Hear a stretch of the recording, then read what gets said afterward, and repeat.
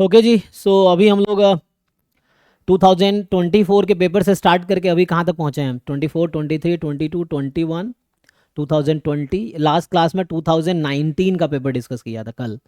आज 2018 का पहले डिस्कस करेंगे और अगर टाइम बचा तो 2017 का भी। तो आई होप आप लोग सॉल्व करके आए हो 18 और 17 का पेपर देन। तो है ना, तो 18 के पेपर से स्टार्ट करते हैं क्योंकि और 18 के पहले वाला ऑलरेडी सॉल्यूशन बुक भी है आप लोगों के पास, है ना, ड्राइव में भी है, ग्रुप में भी भेजा था मैंने। तो 2005 से 2018 तक का आपके पास सॉल्यूशन बुक भी है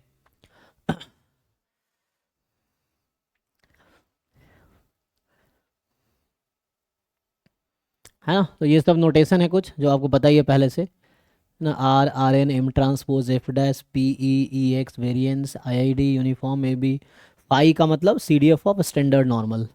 गामा फंक्शन का डेफिनेशन लिख दिया है और फैक्टोरियल का मीनिंग ही लिखा हुआ है। चलो भाई, तो जो भी डाउट है 2018 के पेपर में वो आप, है ना, उसमें पोस्ट करो ग्रुप में, हम डिस्कस करते हैं, है ना। तो क्वेश्चन नंबर 18 आपका है, क्या है? क्वेश्चन नंबर 19, 18 पेपर में 19 नंबर क्वेश्चन।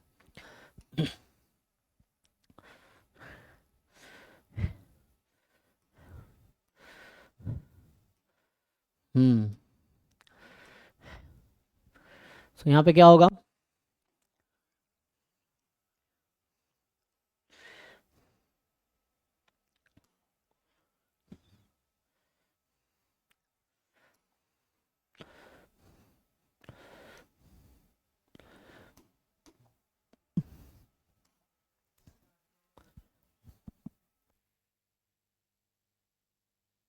हाँ, तो इसके बाद आगे डिस्कस करते हैं ना, जिन लोगों ने सॉल्व किए हैं।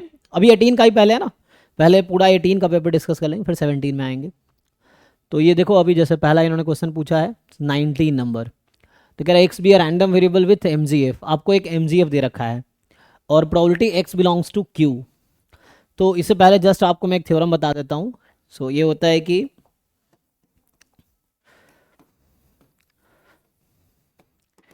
लेट एक्स बी अ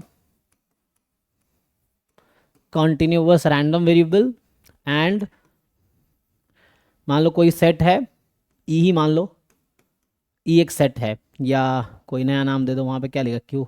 तो अभी के लिए कैपिटल ए ले लो। Capital A be a countable set, ठीक है। Then probability X belongs to A, this probability will be zero, ठीक है।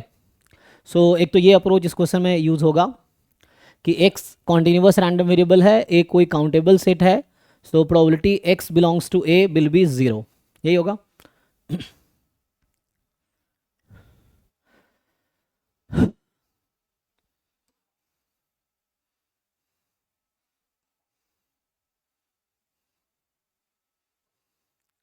दूसरी चीज़,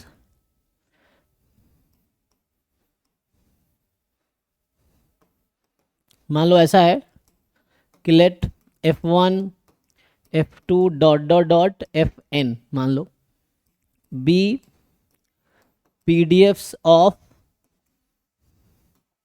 continuous random variables x1 x2 xn respectively. Okay, so मान लीजिए F1 F2 F3 Fn PDFs है continuous random variable x1 x2 x3 up to xn का respectively. Then ये जो एक नया मैं अगर fx लिखूं, that is summation lambda I F I X where I from 1 to n, है ना। This is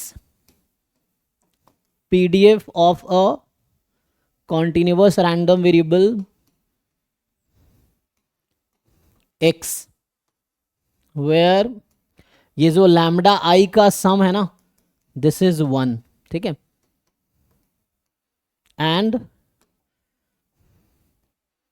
and each lambda i is more than equal to zero. In fact आप जीरो से वन के बीच रेस्ट्रिक्ट कर सकते हो।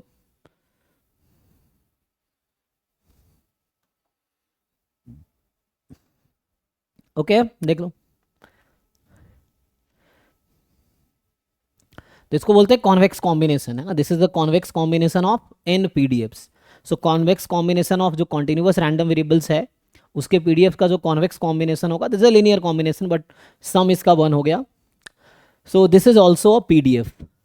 ओके, तो मान लो अभी के लिए मैं ऐसा लिख दूं, एफ एक्स कर दूं इसको।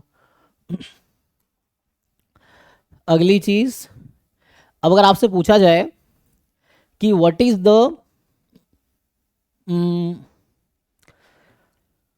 mgf of this random variable, इसी क्वेश्चन में अगर मैं कंटिन्यू करूं, ये लिखा ना, अब इसमें ये बताओ, सो what is mgf of x, mgf of x is, अगर हम mgf x का फाइंड करेंगे तो क्या आएगा, क्या डेफिनेशन होता है,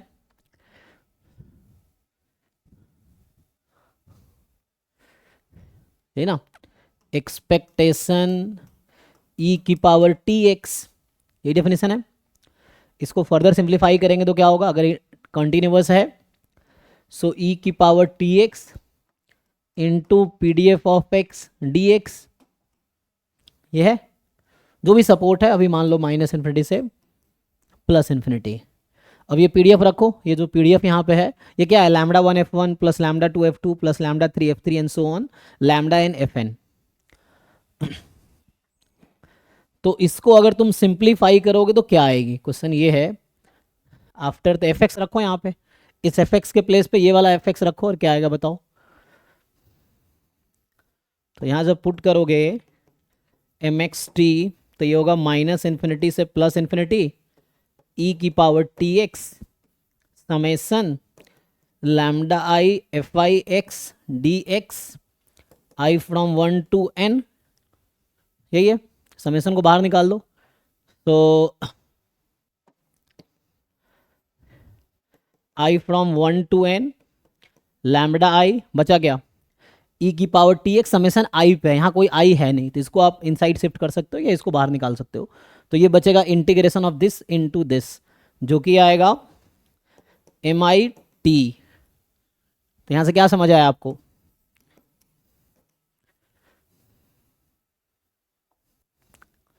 सो बस यही इसका स्टोरी है इस क्वेश्चन का। ठीक है, हाफ पार्ट उधर रह गया, देखो विजिबल है। सो ये दोनों अप्रोच इस क्वेश्चन में यूज होगा।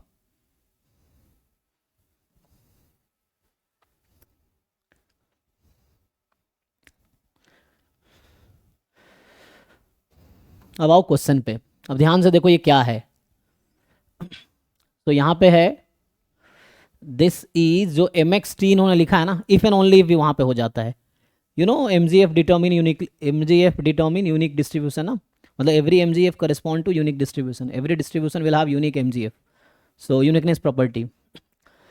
तो उसके अकॉर्डिंग यहाँ से मैं लिख के बताऊँ आपको ये क्या है, जो एम एक्स टी हमें दिया है व्हाट इज़ दैट, 6/π², वो तो कांस्टेंट है बैलेंस करने के लिए, ये कुछ ऐसा है ना, summation n from 1 to infinity, यही है।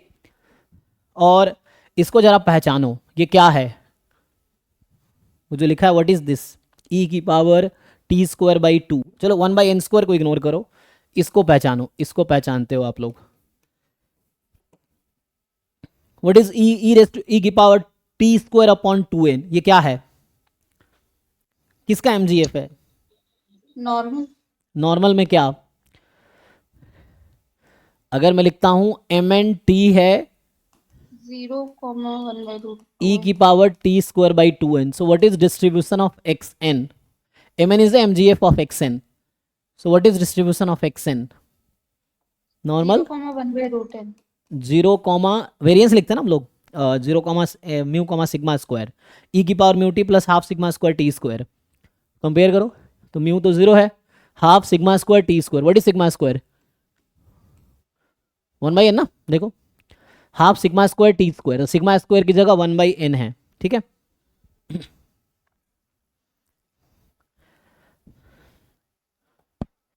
किसी को डाउट है इसमें?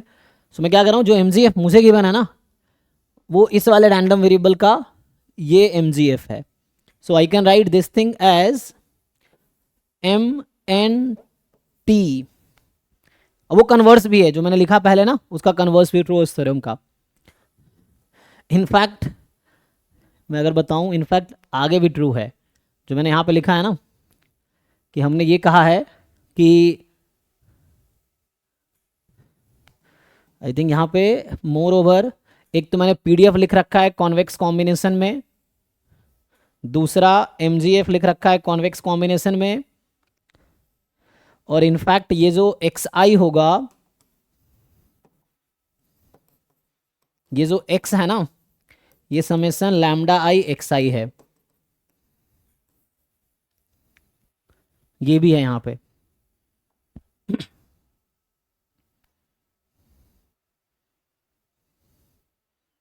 ठीक है, तो एनीवे हमें इसकी ज़रूरत है. सो हम ये इफ एंड ओनली हो जाएगा, हम यहाँ से यहाँ जा सकते हैं और यहाँ से यहाँ भी आ सकते हैं. तो अभी हमें बस इसकी ज़रूरत है, इन दोनों की. ठीक है, तो यहाँ से क्या हुआ, ये वो लैम्डा आई जो मैं लिख रहा था वो लैम्डा एन है, समझो इसको, या इसको साथ में ले आओ क्योंकि तो कांस्टेंट है ना. तो इसको अगर ठीक से मैं लिखूं तो आई फ्रॉम 1 टू, या एन फ्रॉम 1 टू इन्फिनिटी, ये हो गया लैम्डा एन MNT. अब खुद देखो लैम्डा एन क्या है, वहाँ पे लैम्डा एन इन दोनों का प्रोडक्ट है. और लैम्डा एन क्या है, वेयर जो लैम्डा एन मैंने नाम रखा है वो रखा है 6/π² इंटू 1/n² को. और आप सबको अगर पूछूं मैं कि क्या ये नॉन नेगेटिव है, yes. And what is the sum of lambda N, N from 1 to infinity, ये कितना है? π²/6. लैम्डा एन, ध्यान से देखो, यही दिक्कत है, जो पहले से पता है वही तुम बताते हो. ध्यान से देखो, पूछ क्या रहा हूं मैं. लैम्डा एन क्या ले 1 रखा हो है? जाएगा. 1. हाँ वही तो पूछ रहा हूँ. सो दिस इज 1 एक्चुअली. ठीक है, तो वहां मैंने फाइनाइट के लिए थ्योरम लिखे थे, अब ये इनफाइनाइट के लिए, कोई दिक्कत नहीं है.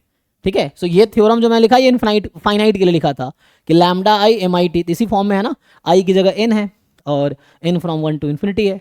तो PDFs can be written in this form. तो यहां से आ जाएगा. तो अब तुमसे अगर पूछा जाए तो नाउ जो MXT है, this MXT is convex combination of MNT.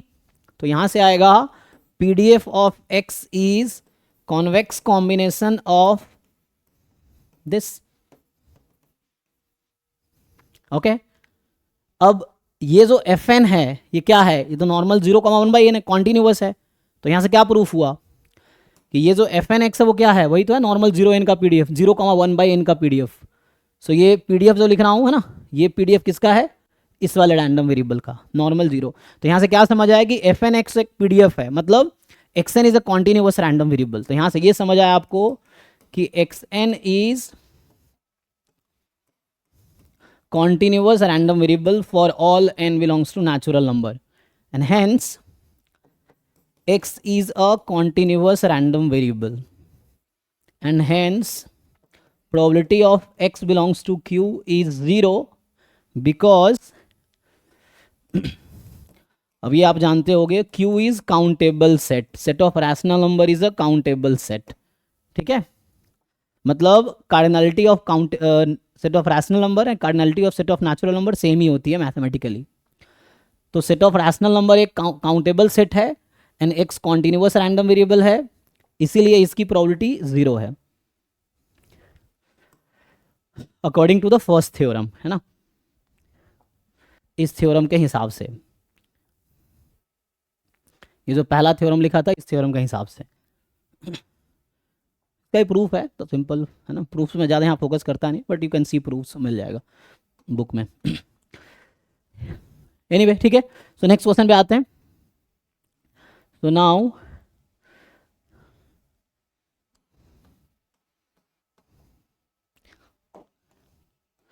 चलो जी, सो ये था क्वेश्चन नंबर 19 के बाद 1 भी डाउट है जी. अच्छा, 1 7 11 15 14.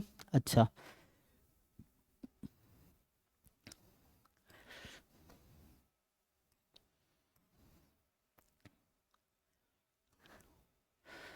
वन में क्या डाउट है जी? तो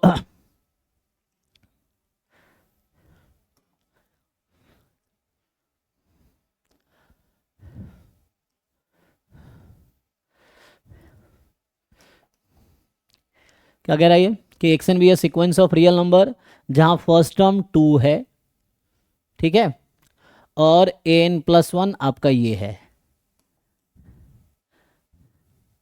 सो एक चीज़ तो यहाँ से आप समझ सकते हो कि जो एन प्लस वन है ये नेगेटिव नहीं होना है, क्योंकि ए वन पॉजिटिव है, पुट करते रहोगे पॉजिटिव आएगी। तो एक तो यहाँ से ये समझ आता है N is non negative for all N belongs to natural number. Sir उसका आंसर 1 था ना, वो बोल रहे होगा उसने। अच्छा ऐसा है क्या? ये डाउट नहीं है ना? हाँ ओके। नहीं। Yes sir. ओ ठीक है, तो इसको डाउट नहीं है ना किसी का ये कि इसका आंसर वन था पिछले क्वेश्चन वो का? समीशन 1/n² अच्छा इंटू अच्छा, पाई बाई ओके ओके, उसका ठीक था n। ठीक है, फिर तो सही है। तो नेक्स्ट जो है हमारे पास, अच्छा आंसर वन था तो पहले बोलना चाहिए ना, हम इतना स्टार्ट कर लिया। तो क्वेश्चन नंबर 7 फिर, सर 7 नहीं है, गलती से लिखा है। अच्छा कोई बात नहीं। तो उसके बाद आपका हो जाएगा 9, है ना, 9 11। सो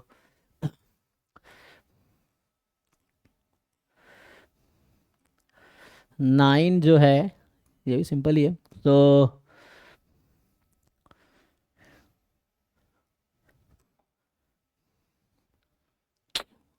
कोई बात नहीं, चलो इसके ऊपर डाल देते हैं। हाँ तो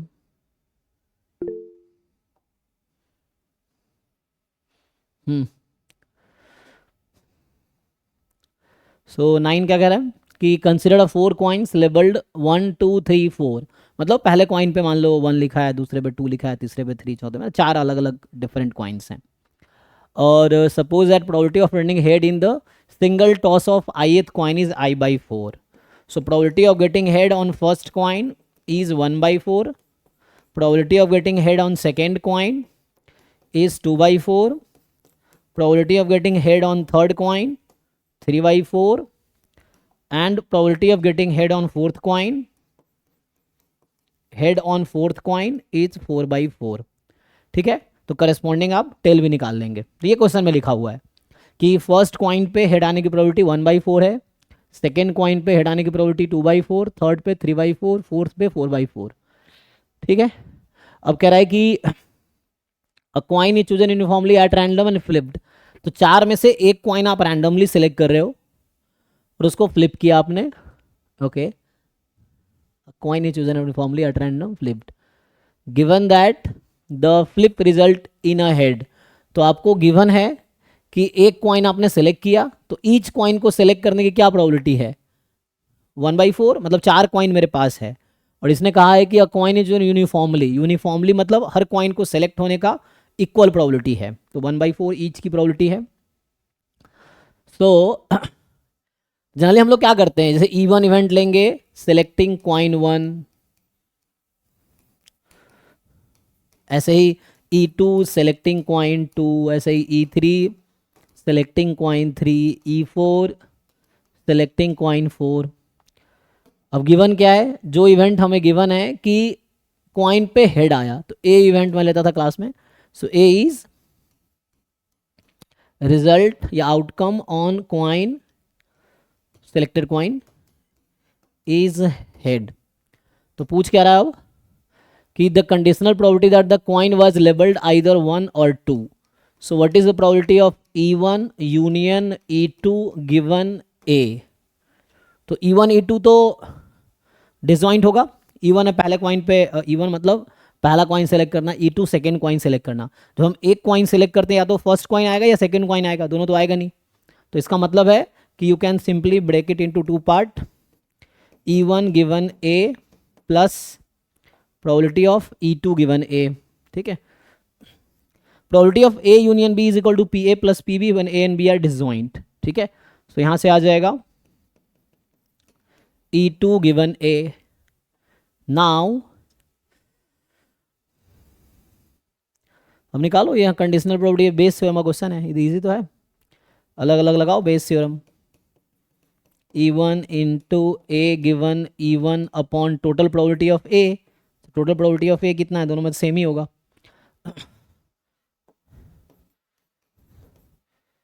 ये सब नहीं आ रहा है, दिक्कत है। ये सब 12th क्लास के क्वेश्चंस हैं, 11 12th में इस तरह क्वेश्चंस थे, 12th क्लास में स्पेशली।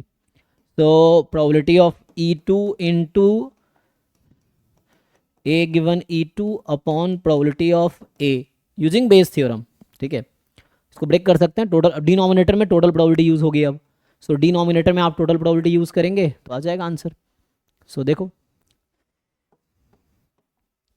डिनोमिनेटर तो कॉमन ही है, एलसीएम ले लो, और इसकी प्रोबेबिलिटी होगी probability of E I into A given E I from 1 to 4, और आपका न्यूमरेटर वैसे ही है।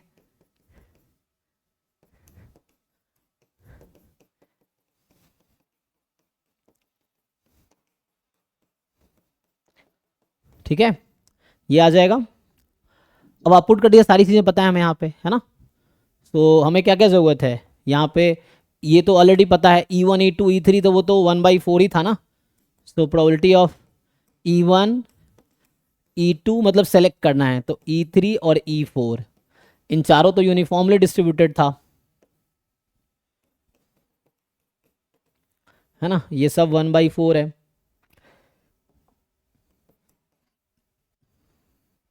ए गिवन E1 यहाँ लिखा हुआ है, ए गिवन E1 मतलब अगर फर्स्ट कॉइन चूज किया तो क्या प्रोबेबिलिटी हेड आएगी, ये दे तो रखा है। तो ए गिवन E1 ए गिवन E2 ए गिवन E3 ए गिवन E4 पुट कर लो भाई जिसको डाउट है, ठीक है, इस आ जाएगा। तो यहाँ पे ऑलरेडी लिखा हुआ है तो मैं दोबारा नहीं लिखता हूँ। तो this is actually probability of A given E1 A given E2 A given E3 और ए गिवन E4, है ना। इस तरह क्वेश्चन पता नहीं चल रहा है करना क्या है, तो 11th 12th क्लास का प्रोबेबिलिटी का बुक उठाओ, कंडीशनल प्रोबेबिलिटी और बेस थ्योरम वाले टॉपिक कर लो उठा के, ठीक है। तो 12th क्लास में चैप्टर 13 है NCERT में, उसको सॉल्व कर लो, बेसिक ठीक हो जाएगा। जिन लोगों को नहीं आता उनके लिए सारी चीज़ें पता है। अब पुट करो यहाँ पे, आंसर आ जाएगा, इसमें पुट करो। तो डिनोमिनेटर में 4 टर्म है प्रोडक्ट में, अब सब कुछ पुट करो, आंसर आ जाएगा। एवरीथिंग वी हैव ऑलरेडी, ठीक है।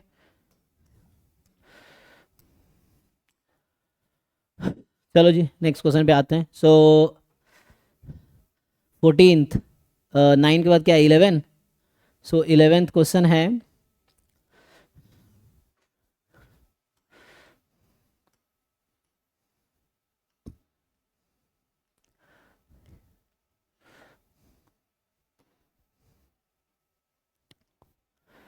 खुद से लिखोगे सॉल्यूशन तो आपको बेटर समझ आएगा कि क्या कहाँ क्या हो रहा है। तो यहाँ पे जो है कि f जो है -1 से 1 में डिफाइंड है, domain is -1 to 1, codomain is R, fx is x² plus greatest integer function of pi x and 1/mod x। Easy तो है। देन कॉन्टिन्यूअस है, तो ईच पॉइंट पे चेक करो। तो मेनली प्रॉब्लम कहाँ है, जैसे आपको इसके बारे में तो पता ही है। तो साइन पाई एक्स का अगर ग्राफ बनाओगे ना, ये x है और यहाँ मान लो y is equal to sine pi X का ग्राफ बना रहा हूँ, साइन एक्स का नहीं, है ना, साइन पाई एक्स का। तो साइन एक्स का तो पता है ना, साइन एक्स लेंगे तो एक्स एक्सिस पे। सो अभी अगर x को हम 0 रखें तो साइन 0 0 होगी, ठीक।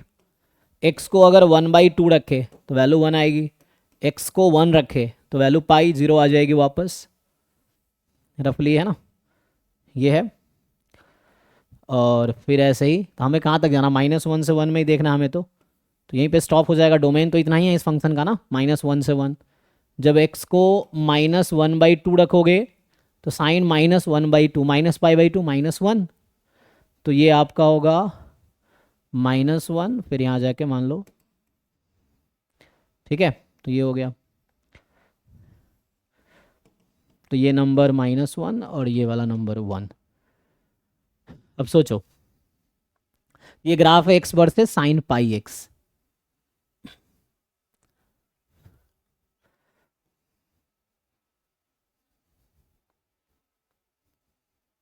हमें सिर्फ इसमें ही देखना है ना, -1 से 1 में, इसीलिए। किस पॉइंट पे चेक करना चाहोगे, तो देखो 0 तो सब में है, चलो 0 पे ही चेक करते हैं, कुछ ऑप्शन आउट हो जाएगा।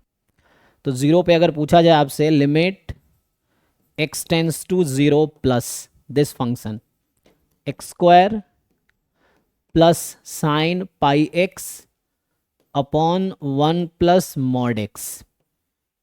देखो ध्यान से, सो एक्स इज 0 प्लस, मतलब एक्स 0 के राइट हैंड साइड में है, right hand limit at 0, so मतलब 0 plus epsilon, epsilon is a very small number, तो है ना, 0 प्लस मतलब 0 प्लस एप्साइलॉन या 0 प्लस डेल्टा।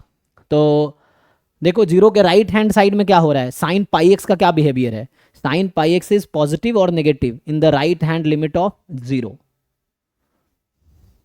ग्राफ देखो ऊपर जा रही है ना, पॉजिटिव है, और अगर साइन पाई एक्स पॉजिटिव मतलब 0 थोड़ी ज़्यादा है, तो ग्रेटेस्ट नियर वैल्यू कितनी आएगी 0, तो 0 प्लस 0 अपॉन 1 प्लस 0, तो आंसर इज 0। चेक कर लो, एक्स को 0 रखा हमने, कुछ नहीं किया, एक्स को 0 रखा यहाँ पे, लेकिन 0 प्लस रखा है एक्चुअली।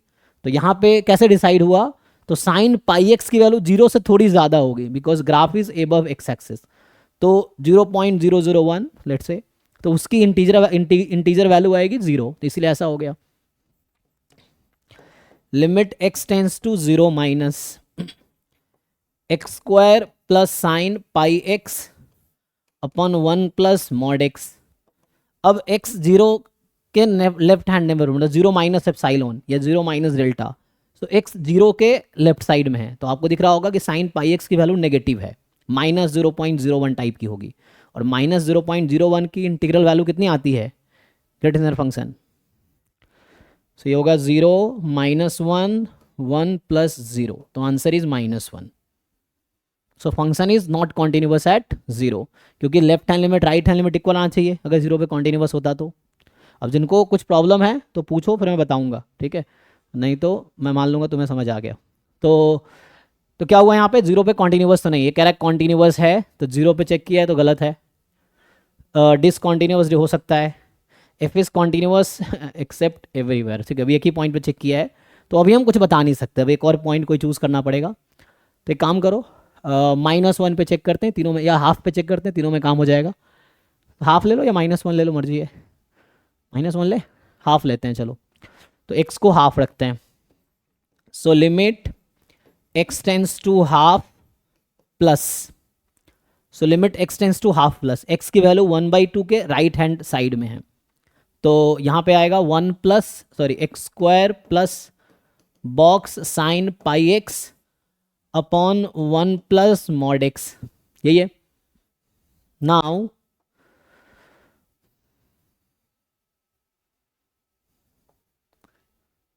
पुट करो इसको,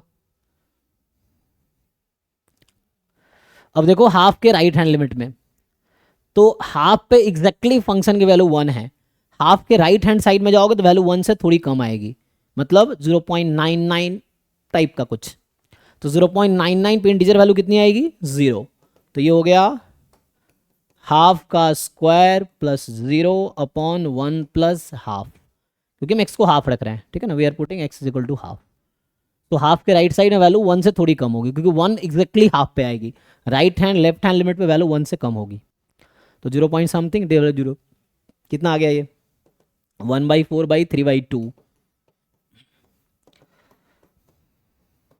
कितना आ गया जी, यही 1/6 होगा, तो देखो 1/2 इंटू 1/3 1/6 ना, चेक कर लो एक बारी, सो ये है। सिमिलरली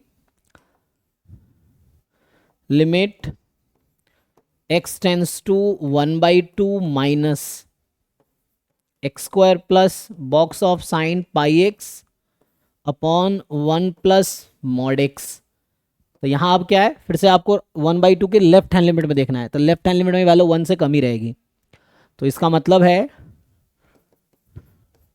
1/2 का स्क्वायर 0 1 प्लस 1/2, तो आंसर यहाँ भी सेम ही आना है।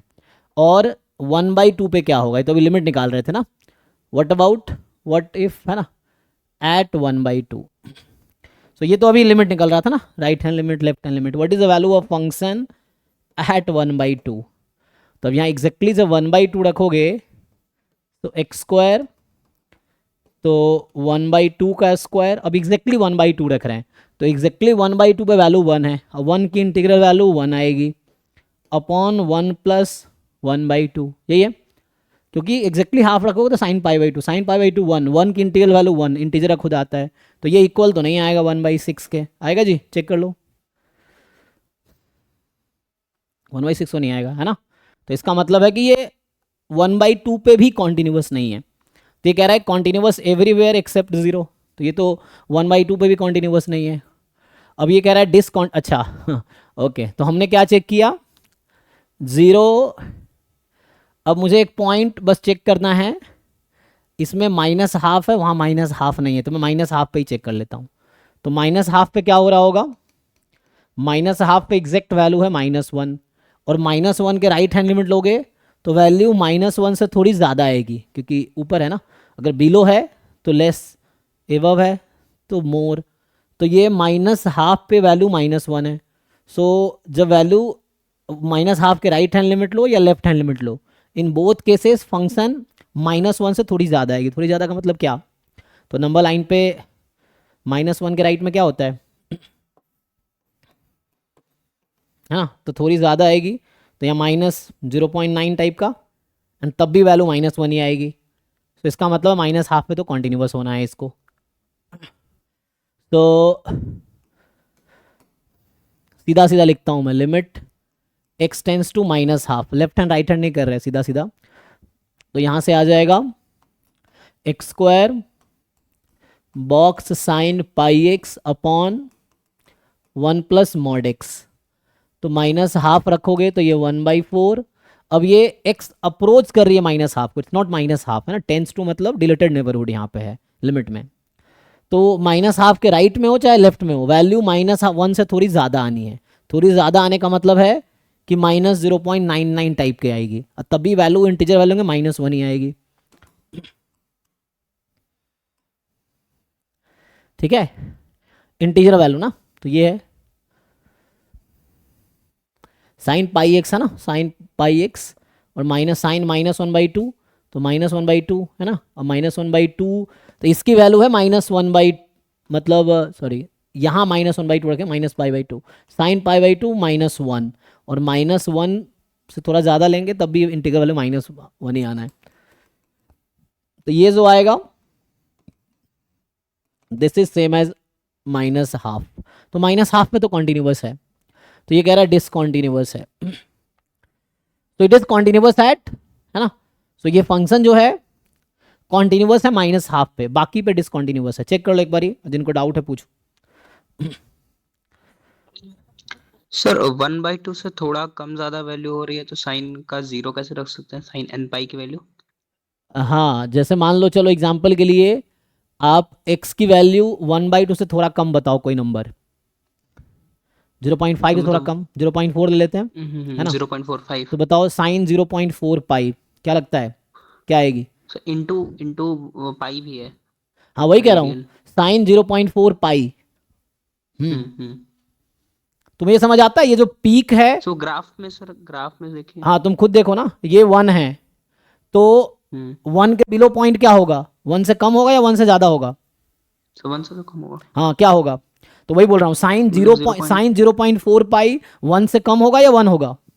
सो 1 से तो कम ही होगा। 0.9 की हाँ। इंटीजर वैल्यू कितनी आएगी? हाँ ग्रेटेस्ट, सर वो नहीं देखा था मैं। ठीक है ना। क्योंकि यहाँ पे लगा हुआ है बॉक्स, तो हम ये लगा रहे हैं बॉक्स की वैल्यू, है ना, इंटीजर वैल्यू लेना है। तो जब 1 से थोड़ी भी कम हो गई तो उसकी ग्रेटेस्ट इंटीजर वैल्यू 0 आ जानी है, ये है। So if is continuous at -1/2 and discontinuous at 0, 1/2 and, और कहीं चेक किया नहीं, खुद ही डिस्कार्ड हो गया। ठीक है जी, तो ये 11th क्वेश्चन था। 11 के बाद है 15, तो पहले कोई है? सो ये 7 तुम लोगों को बाद में कैसे याद आता है, तो समझ नहीं आ रहा। ये वो लोग हैं जो सॉल्व करके नहीं आए, मैं फिर कह रहा हूँ, है ना, बस तुम क्वेश्चन उठा के अभी देख रहे हो, सोच रहे हो चलो गंगा बह रही है उसमें हाथ धो लेते हैं, सर करा ही रहे हैं, कुछ भी पूछ लेते हैं, तो वैसे मुझे बहुत बुरा लगता है, ठीक है ना, बहती गंगा में हाथ धोने वाले लोग। सॉल्व करके आओ, सीखो, वरना एग्जाम में कुछ नहीं होना है। ऐसे तुम पूछोगे तब भी तुम्हारे एग्जाम में मार्क्स तो आने नहीं है, क्योंकि सॉल्व एग्जाम में उन्हीं बच्चों से होगा जो घर पे खुद से सॉल्व कर रहे हैं।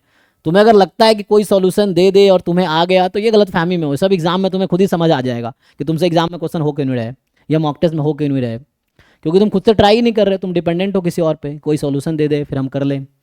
पहले खुद ट्राई करो, जब नहीं हो रहा है और तब कोई बताएगा तो समझ आएगा सच में तुम्हें कि तुम्हें क्या कमियां थी, उस पर फिर वर्क कर पाओगे तुम। और सॉल्व किया ही नहीं, बस पूछ लिए तो उससे कुछ नहीं होना है तुम्हारा, फिर 2 दिन बाद भूल ही जाना है सॉल्यूशन को, ये है। तो यहाँ पे क्या है, x1 x2 x3 IID है, तो यहाँ पे सिंपल IID है ना, आइडेंटिकली डिस्ट्रीब्यूटेड है। तो मैं आपको जस्ट जानकारी के लिए बता दूं कि x1 upon x1 plus x2 plus x3, ये जो होगा ना इसका एक्सपेक्टेशन वही आएगा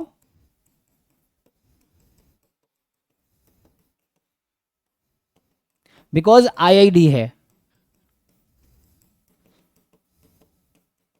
मोर ओवर यहाँ x1 x2 x3 IID है, तो आपको बताऊं मैं कि x1 upon x1 plus x2 plus x3 ये भी आइडेंटिकली डिस्ट्रीब्यूटेड होगा, इंडिपेंडेंट हो ना हो आइडेंटिकली डिस्ट्रीब्यूटेड होगा, कि ये this is identically distributed with, this is identically distributed with, ठीक है, क्योंकि x1 x2 x3 identically distributed है तो this ratio will also be identically distributed, और इस वजह से ये वाली कंडीशन होगी। और अब खुद सोचो तुम क्या करोगे, अगर इन तीनों इक्वेशन को हम ऐड कर दे तो क्या होगी। अभी देखो 3 नंबर है जो इक्वल है और इन तीनों को सम करेंगे तो कितना आएगा, आप सोचो, ये नंबर सम से मान लो λ1 λ2 λ3, तीनों को ऐड कर दो, क्या लगता है आपको क्या मिलेगी तीनों को ऐड करके।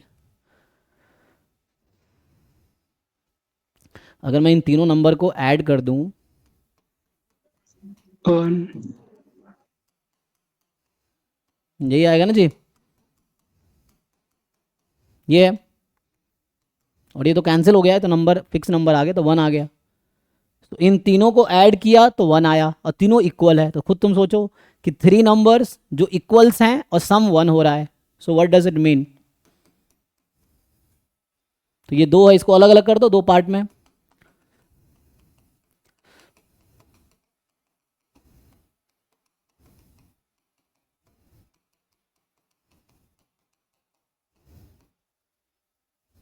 ठीक है, ये आ गया।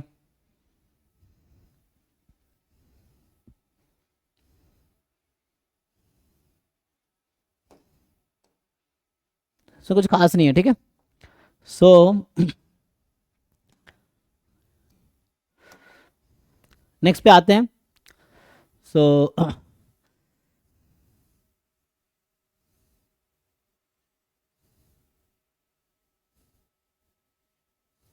अब क्या रह गया 11, अभी कहाँ पे थे 15, सो 11 तो सॉल्व किया, अभी 11 सॉल्व किया ना, 15,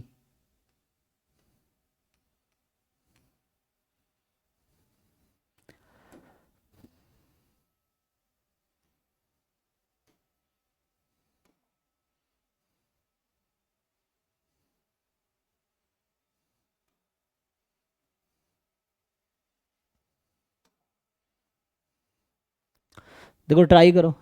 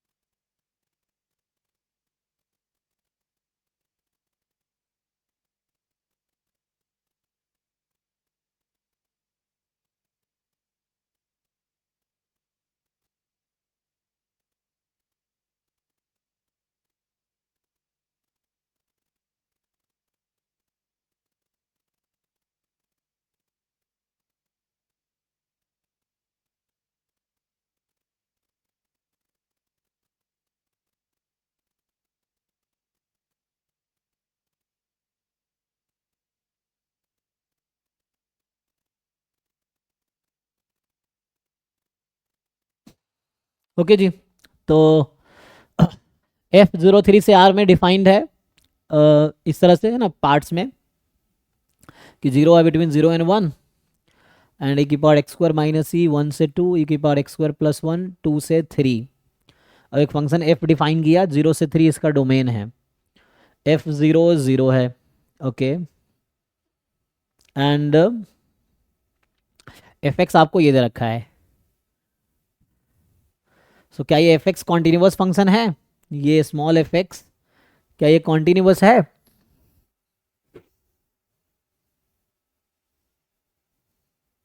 टू पे कॉन्टिन्यूअस नहीं है, राइट? चेक करो, ये जो स्मॉल f है इस पे है ना, सर ये क्वेश्चन हो गया। हो गया, यस सर, अभी हो गया। अच्छा ठीक है, तो ठीक है, सो नेक्स्ट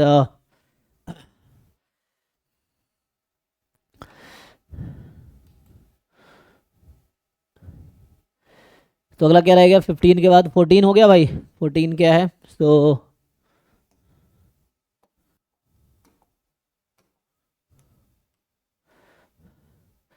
14 में एग्जाम्पल लेके सॉल्व कर लो, या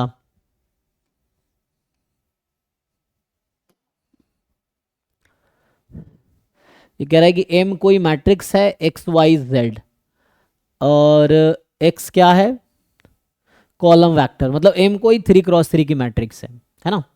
सो m कोई 3x3 की मैट्रिक्स है एक्स वाई जेड, और ये एक ऑर्थोगोनल मैट्रिक्स है, ठीक है ना? x कॉलम है, जैसे मान लीजिए m अगर लिखते हैं हम लोग कि ये x कॉलम है, y कॉलम, z कॉलम, तो अभी कोई ऑर्थोगोनल मैट्रिक्स बनाओ। जैसे अभी के लिए मैं जो भी आइडेंटिटी मैट्रिक्स का कोई भी परमुटेशन ले लो रोज या कॉलम्स का, वो ऑर्थोगोनल ही रहता है। तो यहाँ पे अगर मैं ऐसा लिख दूँ अभी के लिए जस्ट फॉर द सिंप्लीफिकेशन, कि मान लो 0 1 0 0 0 1 1 0 0, चेक करो ये ऑर्थोगोनल मैट्रिक्स आएगा, ठीक है? सो दिस इज ऑर्थोगोनल मैट्रिक्स। एक एग्जांपल लिया, जस्ट मैं एग्जांपल से इसको डिस्कार्ड करूंगा। सो एक कोई भी ऑर्थोगोनल मैट्रिक्स लेते हैं, तो यहाँ पे आपको समझ आ रहा होगा कि जो x वेक्टर है वो यहाँ पे है 0 0 1, y वेक्टर है 1 0 0, एंड z वेक्टर जो है ये आपके पास। अब आप क्यों निकालिए यहाँ से, सो x को x ट्रांसपोज से मल्टीप्लाई कीजिए। सो 0 0 1 इसको हम 0 0 1 से मल्टीप्लाई करेंगे, x को x ट्रांसपोज से, फिर y को y ट्रांसपोज से 1 0 0 1 0 0, इसको मल्टीप्लाई करते हैं जी। तो जब हम मल्टीप्लाई करेंगे तो यहाँ से 0 0 0, ये कैसे मल्टीप्लाई करते हैं? फिर 0 0 1 प्लस 1 0 0 0 0 0 0 0 0, इसको सम कर लो।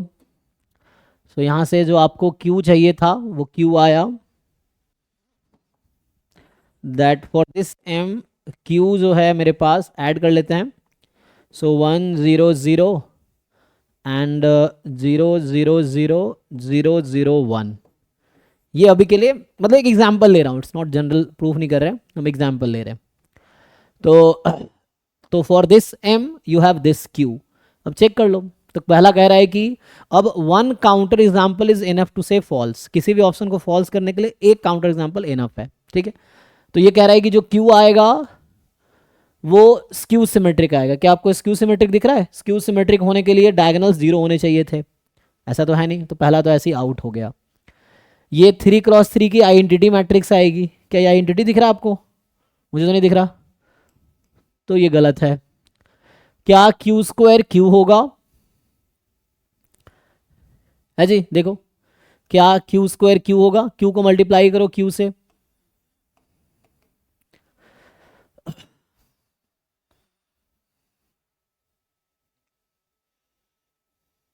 चेक कर लो मल्टीप्लाई करके तुम लोग, आई थिंक आएगा शायद, है ना? सो Q² Q आएगा। क्या यस सर। QZ बराबर Z होगा? तो क्यू जेड बराबर जेड तो तब होता है जब क्यू आइडेंटिटी होती। चेक करो क्यू को जेड से मल्टीप्लाई करो, जेड कहाँ है, यहाँ पे है। क्यू को जेड से मल्टीप्लाई करो, क्या जेड ही आएगा? नहीं, ये तो नहीं आएगा, नल मैट्रिक्स आ जाएगी। है ना। तो Q Z is not Z. तो चूंकि हमने 3 ऑप्शंस को डिस्कार्ड कर दिया तो फोर्थ वाला ट्रू है। तो इसका मतलब ये हुआ आप कोई भी एग्जाम्पल लोगे तो C option will be always true, मतलब सी ट्रू ही आएगा, क्योंकि बाकी 3 ऑप्शन एक एग्जाम्पल से डिस्कार्ड हो गया। तो option C is correct option. और क्यू स्क्वायर क्यू था, तो एक्चुअली इसने जस्टिफाई नहीं किया कि सी सही है, बाकी 3 ऑप्शन गलत हो गए इसलिए सी सही हो गया। अदरवाइज करोड़ों एग्जाम्पल किसी स्टेटमेंट को सपोर्ट कर रहा है doesn't mean it is correct, है ना। एक एग्जाम्पल अगेंस्ट आ गया तो गलत हो जाएगा, करोड़ों सपोर्ट में तब भी ऐसा डायरेक्टली नहीं बोल सकते कि वो सही है। ये है।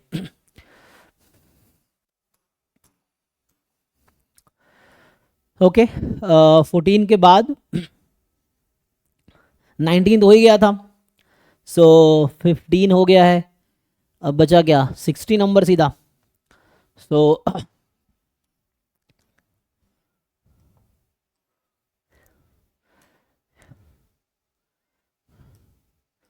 अच्छा, वेबसाइट पे विथ आंसर की अपलोड किया हुआ है, बढ़िया है फिर तो, है ना। मतलब उन्होंने विथ आंसर की अपलोड किया ना, क्योंकि वेबसाइट से मैंने डाउनलोड किया था। ये सारे पेपर यहाँ भी अवेलेबल है ना। ये जैम 2025 की वेबसाइट है, jam2025.iitd.ac.in। तो उस पर आई थिंक विथ आंसर की इन्होंने अपलोड किया हुआ है 12 से 14 का। देख लेना, मतलब मैं श्योर तो नहीं हूँ, इस पेपर को देख के लग रहा है इसमें तो आंसर की है। सो बाकी ड्राइव में भी है विथ आंसर की अपलोडेड। ओके, सो नाउ ये कह रहा है कि a fair dice rolled 4 times independently. तो एक आपके पास डाइस है जिसपे डाई है, मतलब ईच पे 1/6 प्रोबेबिलिटी है ईच फेस की। अब आपको कह रहा है कि 4 है ना fair die this I 1 2 3 4 define.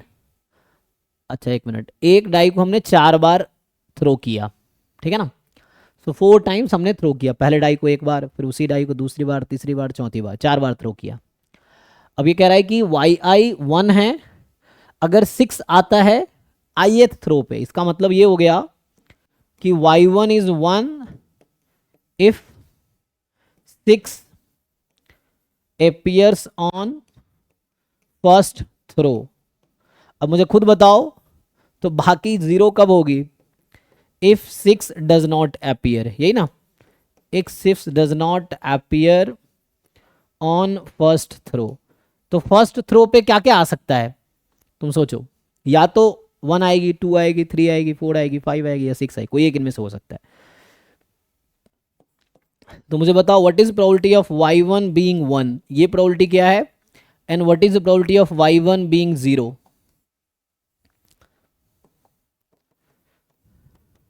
1/6 5/6। And similarly बाकी का भी यही है। सो है ना, ऐसे x y2 y3 y4 इस तरह से ही आ जाएगा। सो कहने का मतलब ईच yi जो है ना वो बर्नौली डिस्ट्रीब्यूशन है, बर्नौली p 1/6 है।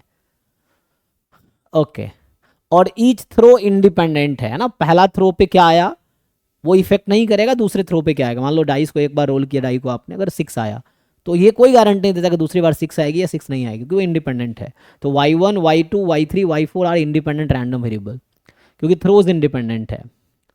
अब आपसे पूछ रहा है कि मैक्सिमम, तो कहने का मतलब यहाँ मेरा ये है कि जस्ट एक एग्जांपल y1 के लिए आऊँ। So y1 can take value 0 1, y2 can take value 0 1, y3 can take value, है ना, for all i y3 can take value 0 और 1 and y4 can take value 0 और 1, क्योंकि ईच रैंडम वेरिएबल ये है। अब कह रहा है क्या प्रोबेबिलिटी है कि इन चारों का जो मैक्सिमम आएगा 1 आएगा।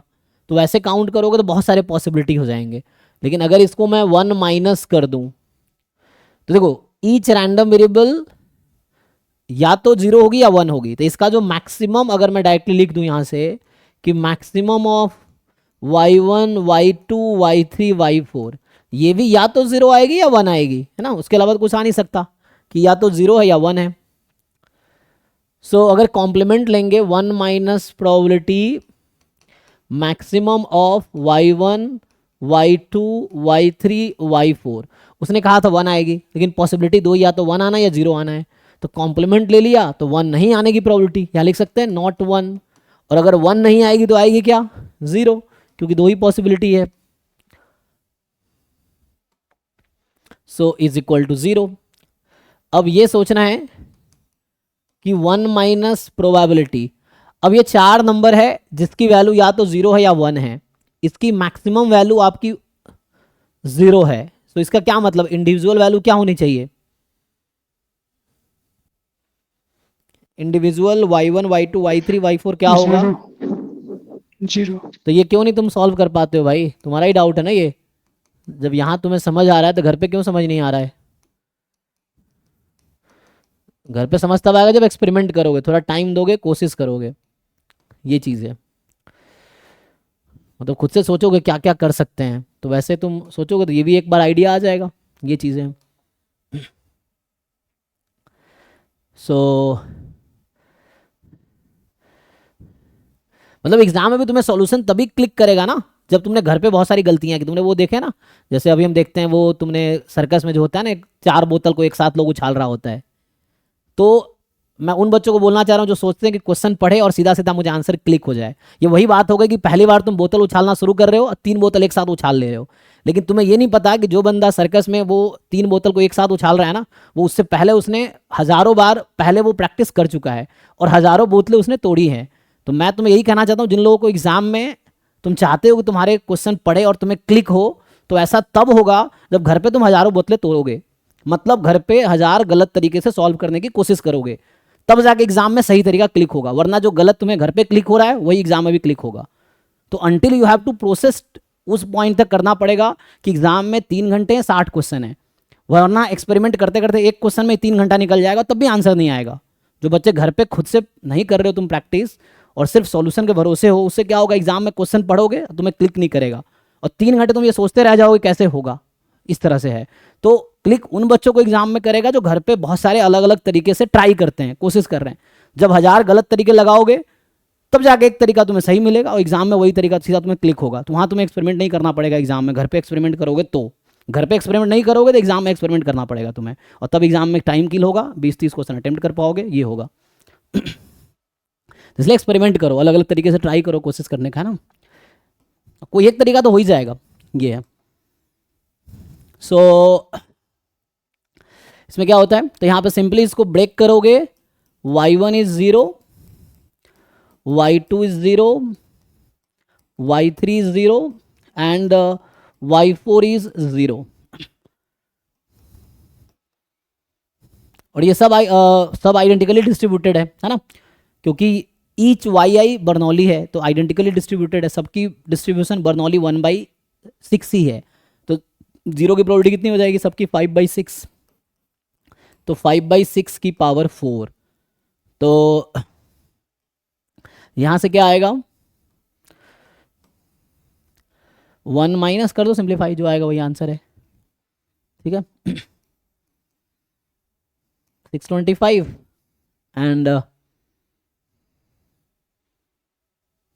ये कितना होगा, 6 की पावर 4, 36 इंटू 36, ऐसे ना, देख लो जो भी आता पुट कर लो तो उससे आंसर आ जाएगा। देखो आंसर की में क्या है, ये होना चाहिए, ठीक है। इसका सिंप्लीफाई कर लो जो भी आता है। तो इस पेपर में और कोई क्वेश्चन बचा है किसी का, सो 45 46, अच्छा ओके, 671/1296, अच्छा, तो ये क्या है, 1296, ठीक है, इसको घटा लेंगे।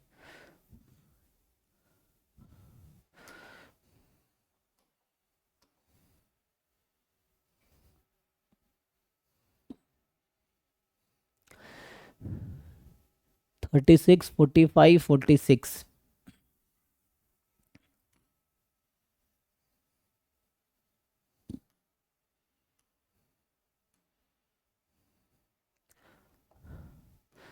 तो यहाँ पे क्या है कि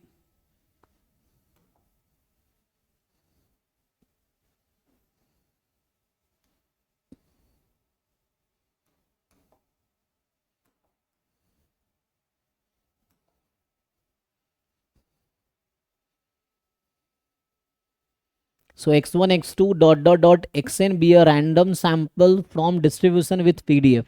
तो ये ट्रंकेटेड एक्सपोनेंशियल है, तो यहाँ से क्या दिक्कत है?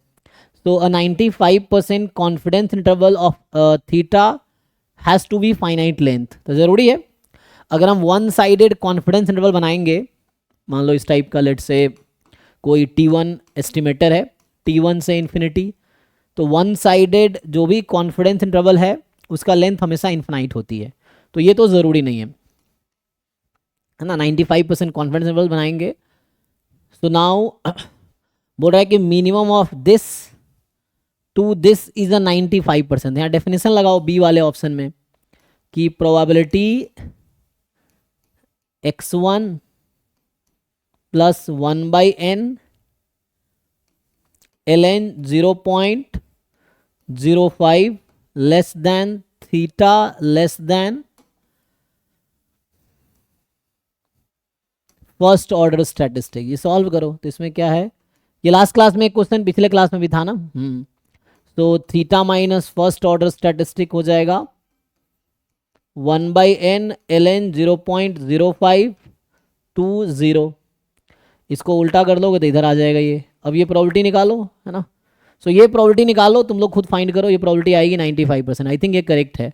सो इसको सॉल्व करोगे तो ये first order statistics minus theta less then minus ये है, ये आएगा। और यहाँ पे ईच एक्स आई माइनस थीटा का डिस्ट्रीब्यूशन एक्सपोनेंशियल 1 है, तो first order statistics minus theta का डिस्ट्रीब्यूशन एक्सपोनेंशियल n होगा। एंड यही है, तो इसको लगा लो, अब इंटीग्रेट कर लो, ठीक है ना। एक्सपोनेंशियल n है, इंटीग्रेट करो, ये 95% आएगा। तो ये तो ओके है, क्योंकि ये कई बार मैं करा चुका हूँ, तो जहाँ तक मुझे लग रहा है 95% ही आएगा। चेक कर लेना बाकी सॉल्व करके। अब कह रहा है 95% confidence interval of theta can be of length 1 can be of length 2। तो यहाँ पे अगर तुम ये देखो कि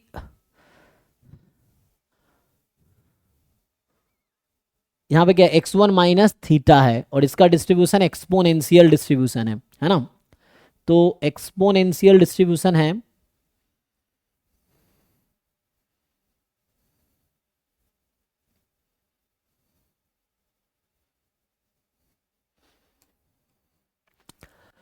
इसमें पाइवट क्वांटिटी हम लोग क्या लेते हैं। सो अगर मैं इसको कंस्ट्रक्ट करूंगा, सो पाइवट क्वांटिटी जो होगा यही होगा। पाइवट क्वांटिटी क्या होता है, function of random sample and parameter जिसका डिस्ट्रीब्यूशन पैरामीटर पे डिपेंड ना करे। तो ये एक्सपोनेंशियल n है, डज नॉट डिपेंड, तो ये पाइवट क्वांटिटी है, लेट से q। और एक्सपोनेंशियल के पीडीएफ का अगर ग्राफ बनाते हो कैसा आता है, याद है? एक्सपोनेंशियल के पीडीएफ का ग्राफ, एक्सपोनेंशियल n है ना, n तो यहाँ पे सैंपल साइज है जो भी रहेगा, n 5 से ज़्यादा है, तो लेट्स से एक्सपोनेंशियल 5 बोल देते हैं। तो एक्सपोनेंशियल 5 का पीडीएफ का ग्राफ क्या होगा,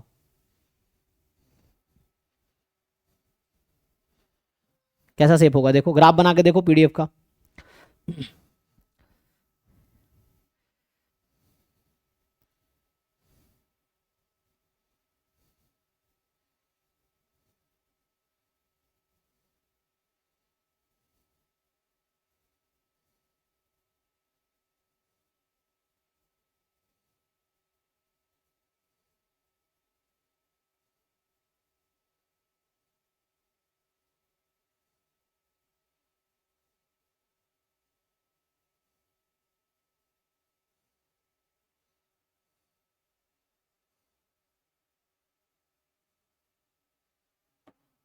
कैसा होता है जी, एक्सपोनेंशियल मान लो अभी मैं 5 ही लिखूं तो क्या होगा, 5e की पावर माइनस 5x, इसका ग्राफ कैसा बनेगा।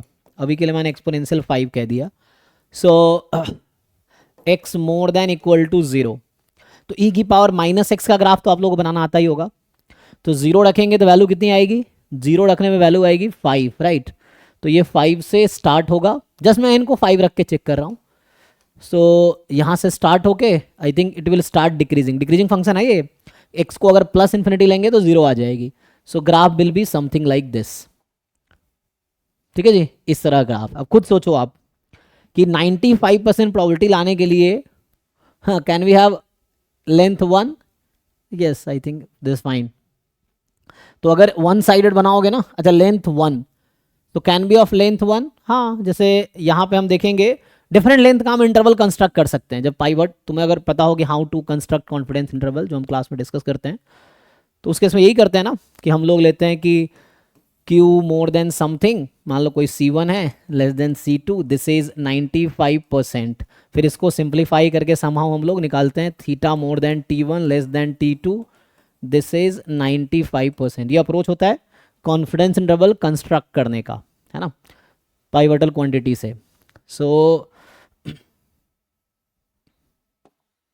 This is 95%, 95%। अब है ना, उसके अकॉर्डिंग हम लोग कंस्ट्रक्ट करेंगे T1 T2 आएगा theta between this and this, तो उसके अकॉर्डिंग शिफ्ट कर लेंगे, है ना, तो शिफ्ट हो जाएगा। जैसे वन साइडेड बनाएंगे इनफाइनाइट लेंथ का होगा, मान लो इधर इंटरवल बनाएंगे तो इनफाइनाइट लेंथ का मिल सकता है हमें। कोई ना कोई पॉइंट यहाँ पे होगा, मान लो कोई ना कोई यहाँ पे पॉइंट होगा जिसके आगे की प्रोबेबिलिटी 95% है, तो इस तरह का हम लोग वहाँ से फिर डिराइव कर लेंगे। कम लेंथ लेना है तो यहाँ पे हम ऐसा कंसिडर करेंगे कोई फाइनाइट नंबर जिसके बीच की प्रोबेबिलिटी 95% हो। सो आई थिंक पॉसिबल है, कोई दिक्कत नहीं है, क्योंकि ये है ना, क्योंकि नॉर्मल में प्रॉब्लम ये होता है कि नॉर्मल वाले केस में कि जो 0 के अबाउट सिमेट्रिक इंटरवल है वो स्मॉलेस्ट लेंथ का है। अगर ये 95% है नॉर्मल में, तो इससे कम लेंथ का तुम इंटरवल अब नहीं बना पाओगे। मतलब तुम्हें एक ऐसा इंटरवल कंसीडर करना है एक्स एक्सिस पे जिसके बीच की प्रोबेबिलिटी 95% हो। तो अगर इसकी 95% है तो इससे कम लेंथ का तुम इंटरवल, अगर इधर लोगे तो लेंथ बढ़ाना पड़ेगा 95% प्रोबेबिलिटी कवर करने के लिए, क्योंकि ये है ना हाईएस्ट है, मैक्सिमा है 0 पे, तो 0 के अराउंड लेंगे तो ये स्मॉलेस्ट लेंथ में 95% कवर कर रही है।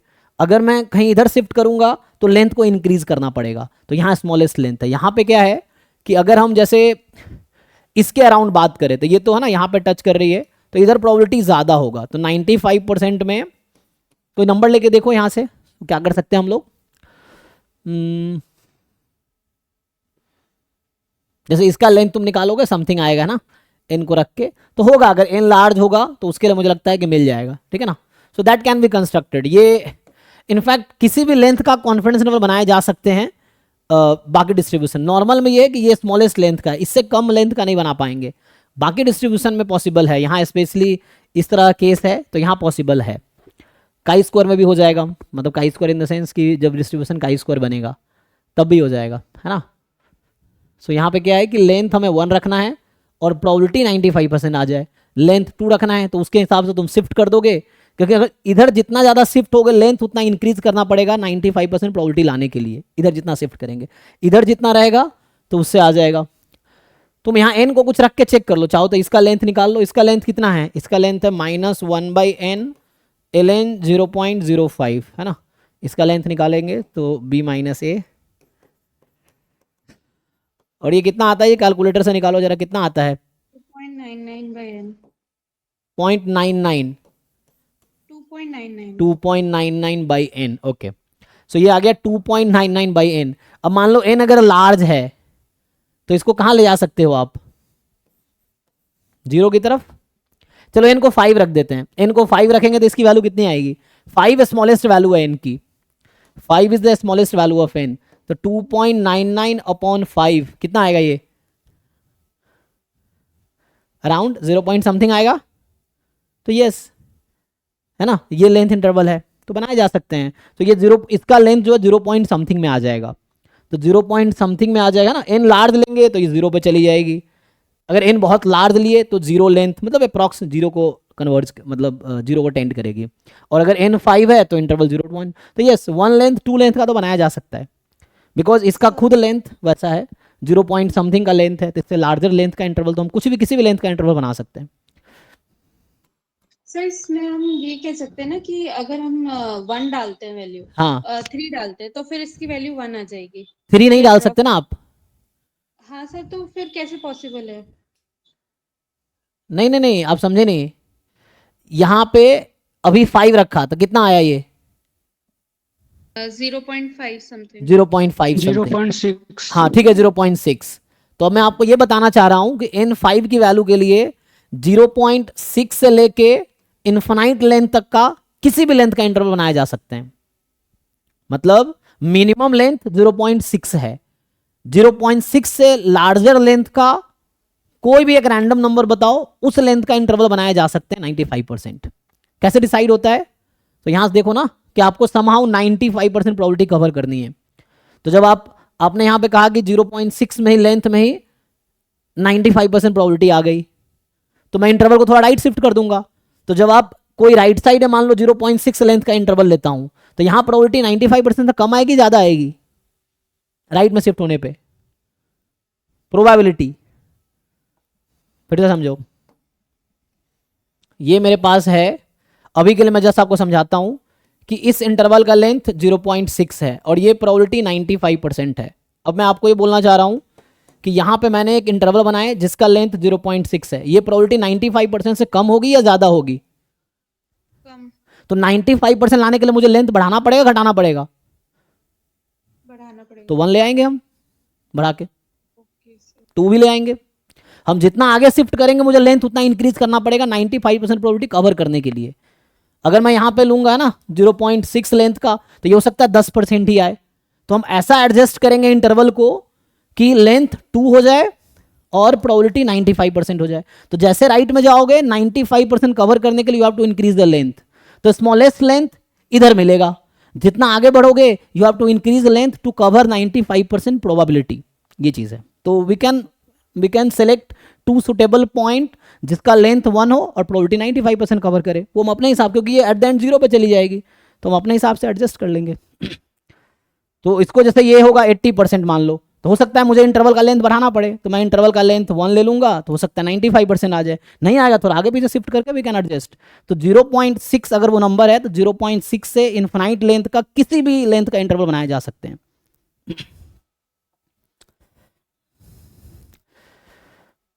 Okay so this is fine, ठीक है। और कुछ बचा? हाँ 45 आई थिंक था ना, 45 46। सो ये सब नहीं आ रहा ना, मैं बता रहा हूँ 12th क्लास का बुक पढ़ो। जिन लोगों का ये डाउट है, बिलीव मी, तुम्हें 12th का प्रोबेबिलिटी नहीं आता है, तुम्हें और वर्क करने, जिनको ये डाउट है मैं बता रहा हूँ फिर से। If you are not able to solve this type of questions, अभी तक एग्जाम में 3 महीने 2 महीने बचे हैं और अभी भी ये सब नहीं हो रहा है, तो you are very far from the actual preparation. या तो ये पार्ट छोड़ना पड़ेगा आपको, बेसिक प्रोबेबिलिटी। ये क्लास 12th के एनसीईआरटी के क्वेश्चन है, आपको नहीं समझ आ रहा, आप एनसीईआरटी खोल के देख लो, आपको इस तरह क्वेश्चन एनसीईआरटी में है, इवन ये भी क्वेश्चन है, और स्टिल आप ये नहीं कर पा रहे हो। मतलब इसमें डाउट होना ही चाहिए। ये सब 11th 12th का एनसीईआरटी का क्वेश्चन है, 11th 12th में हम पढ़ाते हैं बच्चों को, और अभी तक ये समझ नहीं आया आपको। जाके 11th 12th का बुक पढ़ो जिन लोगों को ये सब नहीं आ रहा है, क्योंकि बेसिक प्रोबेबिलिटी से अराउंड 4 to 8 मार्क्स के क्वेश्चन आए हैं, है ना। कभी 2 मार्क्स का, कभी 4 मार्क्स, कभी 6, कभी 8, इस तरह से। तो मान लो है ना 4 to 8 मार्क्स के बेसिक प्रोबेबिलिटी जो 11th 12th वाले पोर्सन है, या जो जैम के सिलेबस में पहला पैराग्राफ स्टैटिस्टिक्स पोर्सन में है, तो वो 11th 12th का मोर और लेस सिलेबस है। तो जनरली लोग होता है, कुछ लोगों को वो पार्ट मुश्किल लगता है, तो यू कैन स्किप अगर आपको मुश्किल लगता है तो। बट अगर ठीक करना है तो 11th 12th वाला ढंग से सॉल्व कर लो खुद से, और 11th 12th पढ़े ही होगे, उसको ढंग से वर्क कर लो, तो आराम से 4 to 8 मार्क्स उस पोर्शन से आते हैं जो 11th 12th का सिलेबस है। नहीं हो तो जेई मेंस, जेई एडवांस के क्वेश्चंस कुछ कर लो चाहो तो। ये चीज़ है, और स्टिल ये सब नहीं करना आ रहा अभी तक। A fair die is rolled 3 times independently, तो एक डाई को 3 टाइम रोल किया इंडिपेंडेंटली, गिवन है आपको 6 अपीयर्ड एटलीस्ट वंस, तो इवेंट एफ ले लो। तो सैंपल स्पेस में क्या है 3 टाइम्स इंडिपेंडेंटली, तो जैसे आउटकम होगा 1 1 1 1 1 2, इस तरह से टोटल कितने आउटकम आएंगे आपको पता ही है। So total number of outcomes होगा 6 × 6 × 6, ठीक है जी, 216 होता है ये। तो a fair die is rolled 3 times independently, ये आ गया। अब आपको गिवन है तो इवेंट एफ ले लो कि 6 अपीयर्ड एटलीस्ट वंस, 6 अपीयर्ड। ये डाउट था कि नहीं? था ना डाउट। तो यहाँ पे क्या है 6 appeared at least once and now event E क्या है? इवेंट ई जो है जिसकी प्रोबेबिलिटी पूछी गई है कि 6 appeared exactly twice, 6 appeared exactly twice, ये है। अब आपको फाइंड करना है प्रोबेबिलिटी ई गिवन एफ। सो हमें चाहिए probability of E given F. So probability E given F का फॉर्मूला होता है probability of E intersection F upon probability of F. अब ई में है 6 appeared exactly twice, ठीक, और एफ में है एटलीस्ट वंस। तो एफ इवेंट करा या तो एक बार आया या दो बार या तीन बार, है ना, ऑल 3 टाइम्स। तो यहाँ पे ये पॉसिबिलिटी है 6 appeared वंस, ट्वाइस और थ्राइस, और यहाँ पे एग्जैक्टली ट्वाइस है। सो अगर आपसे मैं पूछूं कि what is the E intersection F, do you see this has more possibilities. So even F super set है या बोलूं ई सबसेट है एफ का, यस और नो, चेक करो, उल्टा लिख दिया। एग्जैक्टली ट्वाइस कौन सा है, एक मिनट, एग्जैक्टली ट्वाइस वाला एक ही केस है ना, तो यहाँ एक ही एलिमेंट है और यहाँ पे 3 एलिमेंट है, तो कौन सा सेट लार्जर हुआ, लार्जर एफ हुआ ना। ओके ठीक है, सही लिखा था, ई था ना, क्योंकि ई तो मैंने बाद वाले को लिया ना इसीलिए, ठीक है। अब हाँ, ई बाद वाले को लिखा रखा। तो यहाँ पे एग्जैक्टली ट्वाइस की पॉसिबिलिटी, यहाँ पे वंस, ट्वाइस, थ्राइस, तो समझो यहाँ पे 3 एलिमेंट है और यहाँ पे एक ही एलिमेंट है जो यहाँ वहाँ भी है, तो उसका ये सुपर सेट हुआ, ये सबसेट हुआ। सो ई सबसेट ऑफ एफ, तो ई इंटरसेक्शन एफ क्या होगा, छोटा वाला सेट आएगा E. So this is probability of E upon probability of F, ये होगा। अब बताओ ई की प्रोबेबिलिटी कितनी है, एफ की कितनी, अलग अलग निकाल कर डिवाइड कर दो। एफ में है 6 appeared at least once, तो सोचो ऐसे कितने आउटकम्स हैं जहां पे कम से कम एक बार 6 आया है, या तो उल्टा कर दो, चाहो तो 1 माइनस भी कर, अच्छा एफ है ना वो, तो एटलीस्ट वंस, तो 1 माइनस, मान लो प्रोबेबिलिटी एफ कॉम्प्लीमेंट निकाल लूं, तो एफ कॉम्प्लीमेंट गया एटलीस्ट वंस का मतलब, तो मुझे बताओ प्रोबेबिलिटी ऑफ एफ कॉम्प्लीमेंट कितना होगा। एफ कॉम्प्लीमेंट का मतलब है एटलीस्ट वंस का कॉम्प्लीमेंट, मतलब नन। सो 6 appeared 0 टाइम्स, या 6 डिडंट appear एनी टाइम, मतलब किसी भी टाइम पे 6 नहीं आया। तो ऐसे कितने आउटकम है जहां पे एक बार भी 6 नहीं आएगा, बताओ। 6 एक बार भी नहीं आएगा, इसका क्या मतलब है कि पहले टॉस पे 5 पॉसिबिलिटी है, दूसरे टॉस पे 5 पॉसिबिलिटी है, तीसरे टॉस पे 5 पॉसिबिलिटी है, यही है ना। पहले टॉस पे नहीं आया 6, दूसरे पे भी नहीं आया, तीसरे पे, क्योंकि एक बार भी 6 नहीं चाहिए मुझे, इसने कहा था एटलीस्ट वंस, इसका कॉम्प्लीमेंट ले लिया, तो एटलीस्ट वंस या तो एक बार या दो बार या 3 बार, कॉम्प्लीमेंट लिया तो एक बार भी नहीं, तो एक बार नहीं, तो ईच टाइम 1 to 5 में से कोई एक आएगा, तो ये आ गया। तो ये अपॉन टोटल आपके पास 216 है। अब ई के बारे में सोचो, ई कह रहा है 6 appeared exactly twice, ये तो काउंट भी कर सकते हो तुम कि ऐसे कितने आउटकम है जहां पे एग्जैक्टली ट्वाइस 6 आया है, बताओ।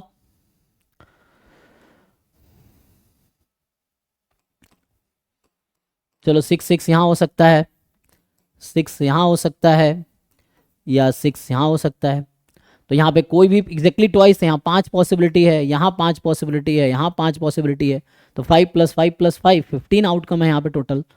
सो प्रोबेबिलिटी ऑफ ई जो है, देयर आर 15 आउटकम्स, चेक कर लो एक बारी, ठीक है, जैसे 661, 662, 663, 665 तक, क्योंकि एग्जैक्टली ट्वाइस चाहिए आपको 6, तो या तो इन दोनों पे आ सकता है, यहाँ पे 1 6 6 2 6 6 3 6 6 4 6 6 है ना, तो इस तरीके से आ जाएगा 15।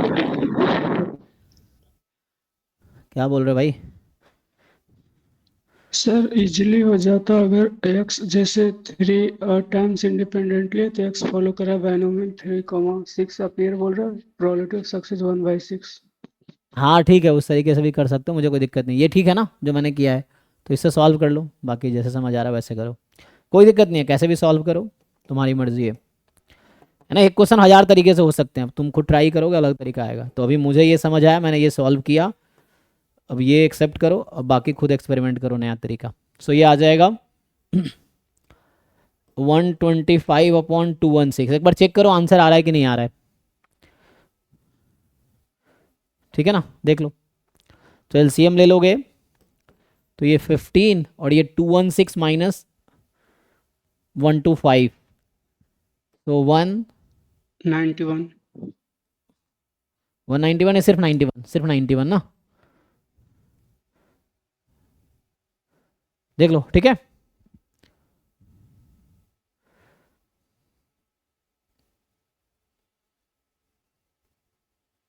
एक बार चेक कर लो, डाउट है तो पूछो, जिनको डाउट है पूछो।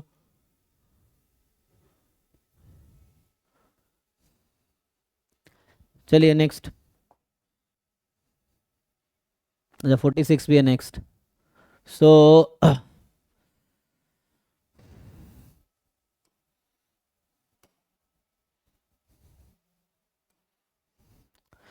यहाँ अगर ध्यान से देखोगे ना तो ये जॉइंट पीएमएफ है और ये मार्जिनल पीएमएफ है। तो मुझे ये बताओ कि अगर joint PMF product of marginal PMF हो जाए तो हम क्या बोलते हैं, X and Y are independent, और अगर इंडिपेंडेंट है तो E of X into Y क्या हो जाता है, EXEY E X into E Y. अब ध्यान से देखो एक्स का डिस्ट्रीब्यूशन क्या है, ये कौन सा डिस्ट्रीब्यूशन है, ज्योमेट्री 1/2 है। तो इसको ठीक से फिक्स करो। तो 1 से स्टार्ट हो रहा है ना, लेकिन ये अभी फिट नहीं है एक्चुअली, ध्यान से देखो, इसको थोड़ा सा एडजस्ट करना पड़ेगा। मतलब इट इज नॉट लाइक कि मैं बोल रहा हूँ जीएम इज द पीएम, ये पीएमएफ नहीं है। एक बार चेक करो, इज इट अ पीएमएफ, ये पीएमएफ कब होता, जब इसका सम 1 आता। क्या सम 1 है, हाँ या ना, चेक करके बताओ, क्या सम 1 आएगा, 1 नहीं आएगा, तो तुम्हें थोड़ा सा इसको एडजस्ट करना पड़ेगा। तो एडजस्ट क्या करेंगे, देखो तो यहाँ पे है probability x is equal to X या m, y is equal to n, so x is equal to m, y is equal to n। तो यहाँ लिखा है gm, रख देते हैं वैल्यू 1/2 की पावर m माइनस 1 hn 1/3 की पावर n, यही है ना अभी के लिए। सो नाउ m 1 से इन्फिनिटी, n 1 से infinity, m from 1 to 3 and so on, n is also 1 to 3 and so on, ठीक है। नाउ इसको तुम्हें फिट करना है, मतलब you have to write the product of 2 PMFs. ये ठीक है जो मैंने लिखा, ये सही है, बस तुम्हें एक्चुअल पीएमएफ निकालना पड़ेगा, क्योंकि ये पीएमएफ नहीं है। अभी तुम चेक करोगे ना तो इसका सम करो 1 से इन्फिनिटी, 1 से ज़्यादा आ जाएगा, ठीक है ना, 2 आ जाएगा, चेक करो। इसका सम करो 1 से इन्फिनिटी, कितना आएगा 1/3 अपॉन 1 माइनस 1/3, तो 1/3 अपॉन 2/3, 1/2 आएगी सम इसका। बट अगर पीएमएफ होता ये तो सम 1 आना चाहिए था, तो 1 तो आ नहीं रहा। इसका मतलब क्या किया इसने, थोड़े से फंसाने के लिए बच्चों को, इसने इसका पॉइंट यहाँ इसका वहाँ घुसा दिया। कोई बात नहीं, इसमें देखो तो इसको ब्रेक करो ठीक से। तो क्या हम ऐसा लिख सकते हैं 1/2 की पावर m, कितना मैंने एक्स्ट्रा लिया है तो हाफ, तो हाफ को मैं डिवाइड करूँगा, राइट, मैंने m लिख दिया ना, तो यहाँ मैं ऐसा लिख सकता हूँ, हाफ को बैलेंस करने के लिए 2, मैंने एक यहाँ हाफ एक्स्ट्रा लिखा है तो बैलेंस करने के लिए 2 लिखा, और यहाँ पे इसका एक 3 बाहर कर दो, तो 3 बाहर करो तो ये बना 1/3 की पावर n माइनस 1। तो अब ये ठीक है। सो अब तुम ऑब्जर्व कर पाओगे कि now this is the PMF of x and this is the PMF of y, जहां पे m की value 1 2 3 and so on, n की वैल्यू 1 2 3 एंड सो ऑन, ठीक है। तो ये x का पीएमएफ है, ये y का पीएमएफ है। अब आपको ये समझ आया यहाँ से कि x जो है वो ज्योमेट्रिक है, p जो कि 1/2 है, और y जो है ज्योमेट्रिक है, तो क्या होता है जी, p इंटू क्यू की पावर n माइनस 1, 2/3 2/3, हाँ, तो ये 2/3 हो गया। अब ये सपोर्ट 1 से स्टार्ट हो रहा है, तो इसका मतलब है number of trial to get first success. So mean कितना आएगा, 1/p मीन सो 1/p, सो 1/1/2, 1/2/3, 1/p है ना, दोनों में वही होगा 1/p। सो 3 तो यहाँ से आ गया 1/1/2, ये फाइनली कितना हो जाएगा 2, 2 काट दो, 3 आ गया, ठीक है। तो 2 इंटू 3/2 कट के 3 आ गया। देख लो जी बाकी लोग। तो इंडिपेंडेंट तो है क्योंकि प्रोडक्ट ऑफ 2 PMF है, लेकिन PMF को थोड़ा सा एडजस्ट करना था क्योंकि वो PMF था नहीं एक्चुअली, तो आपको इसको थोड़ा ना नंबर्स को बैलेंस करना था।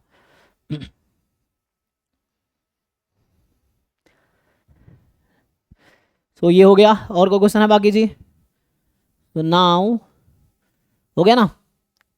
तो ये था 2018 का पेपर ना, देखो 2018। सो अगर 18 का हो गया तो 17 अगर सॉल्व करके आए तो 17 डिस्कस करते हैं, बताओ।